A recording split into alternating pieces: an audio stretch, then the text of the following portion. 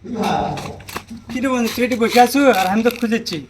আমি তো মনে হয় যে 20,000 টাকা মার্কেট করে এলাম, আর তুই কি করলি? আমি মার্কেট হ্যাঁ বুঝছি, 10,000 টাকা মার্কেট করছো, ব্যাপার না। আমার গুলো আয়, আমার ভাই চোখ দেখা মায়। না রে বন্ধু না, কালকে তো মাঠত নাচ পড়বে আসবো, ঠিক নেই? ঈদে মাঠত হ্যাঁ তো ওটি দেখবো নি। হ্যাঁ, তাহলে বুঝিস আর- কালকে ঈদগাহ মাঠে আসবো। আর ঘুরবে যাবো গেলে আমরা কালকে। হ্যাঁ বুঝবে না। মনে ধর, মনে ধর। আচ্ছা যা। আমার ওই বন্ধু করলো 20,000 টাকা মার্কেট, আর আমি এখন পর্যন্ত 1 টাকা মার্কেট করে পেলাম না।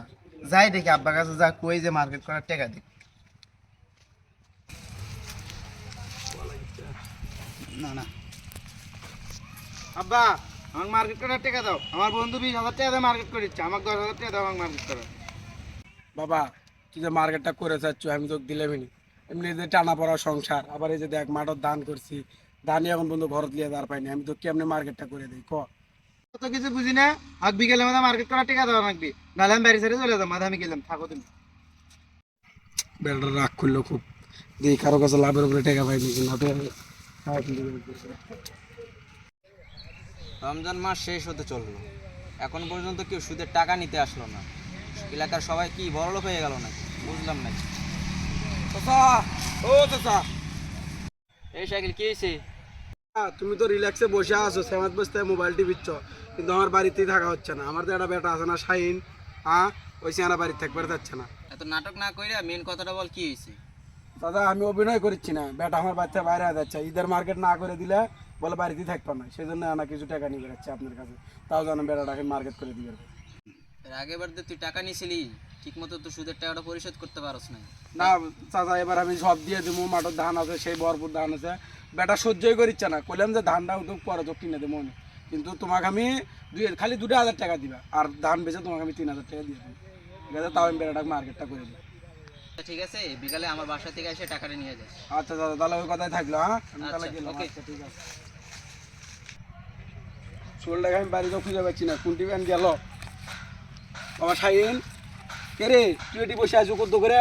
বাবা তুই টেনশন করিস না, আমি তোর জন্য 2,000 টাকা ম্যানেজ করছি। ধর, 2,000 টাকা নিয়ে তুই তাও মার্কেটটা কর। আমার 2,000 টাকা লাগবে, আমার 10,000 টাকা দেন। এখনই 10,000 টাকা দিলে দেন, না দিলে না দেন। না বাবা, তুই এত প্রেশার দিস না, তুই তাও এই 2,000 টাকা নিয়ে তুই মনে কর যে 10,000 টাকাই লাগবে, আমার 10,000 টাকাই লাগবে। না তুই এবার কার মতো 2,000 টাকা দিয়ে না সাইরা তুই আয়। নেন তো, আপনার টাকা নেন তো। আমার 10,000 টাকা নিলে আনলে দিবেন না, দিবেন না, যান। কত কষ্ট করে আমি 2,000 টাকা ম্যানেজ করলাম, শোনটা আমার এই টাকাটাও নিচ্ছে না। আমি এখন কুটি যাই, কি করি? হ্যাঁ না, এই যে আর কিছু ম্যানেজ করে পাইনি। জিঙ্গা করে হোক আমাকে আজ 10,000 পেমেন্ট করা লাগবে। এই সেখানে এই শুন, এত তাড়াহুড়ো কই যাচ্ছিস? ভাই খুব তাড়াতাড়ি আছে, আমার বেটা আমার বাড়ি থাকিচ্ছে না। ঈদের মার্কেটের জন্য 10,000 টাকা চাচ্ছে, 10,000 না দিলে ওই বাড়ি থেকে বলে চলে যাবে। তা মোরলের কাছে গেছিলাম, 2,000 টাকা দিতে খেলে না। কারণ জিঙ্গা করে হোক আর 8,000 টাকা আমার জোগাড় খাওয়ালে। 2,000 টাকা মানিচ্ছে না। না 2,000 টাকা মানে না, কেঙ্কা চলবে কোন, কি করবো আমি? আসলে আমরা গরিব হয়ে সমস্যা, আসলে বাচ্চা কাচ্চার কোনো শখ আহ্লাদ আমরা মিটাতে পারি না। আচ্ছা কি করবি দেখ, যদি পাঁচ সজীবের কাছে 5 সালি নিয়ে এসে দিই। সেই জন্যই আমি আচ্ছা, আমার 10,000 কাছে টাকা টাকা নেই, তাহলে তোকে দিলামই নেই, কিন্তু আমার কাছে টাকা নেই। সুদের উপরে হলেও আমাকে এই টাকাটা নেওয়াই লাগবে না, তো বুদ্ধি নেই। তা ভাই আপনি থাকে না, আমি আচ্ছা যাই। ঠিক আছে, দেখ ব্যবস্থা কর। আজকালকার ছেলেমেয়েরা বাবার কষ্ট বোঝে না, যে আসলে একটু গরিব মানুষ, যে কোথায় একটু টাকা পয়সা অল্প করে দিয়ে মার্কেট করবে না, তার 10,000 টাকা লাগবে, এরকম কথা হইলো? এই শোন, কি আছে কোন?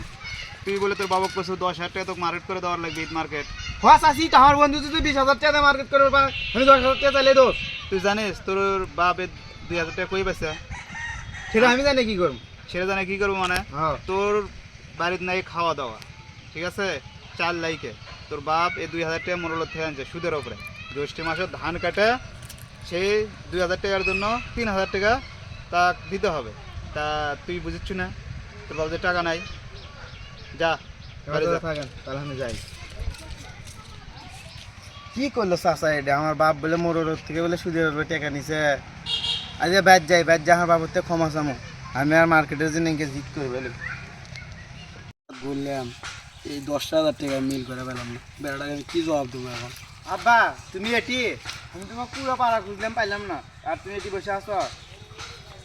বাবা আমি তোর কোনো স্বপ্নই পূরণ করে পেলাম না বাবা, আমি টাকা পয়সা কোনো জায়গাতে জোগাড় করে পেলাম না, আমি তোর একদম ব্যর্থ বাপ বাবা, তুই আমাকে ক্ষমা করে দিস। না বাবা, তুমি আমাকে ক্ষমা করে দিও। তুমি আমি সব শুনছি যে তুমি সুদের উপরে টাকা নিয়ে আমাকে তুমি মার্কেট করার টাকা দিবে চাইছিলে, তুমি আমাকে ক্ষমা করে দিও। আমার ঈদ মার্কেট লাগবে না, এ ফিরে নয় পুরাতন কাপড় দিয়ে ঈদ করবো, আর নতুন কাপড়ের দরকার নাই। ঠিক আছে বাবা।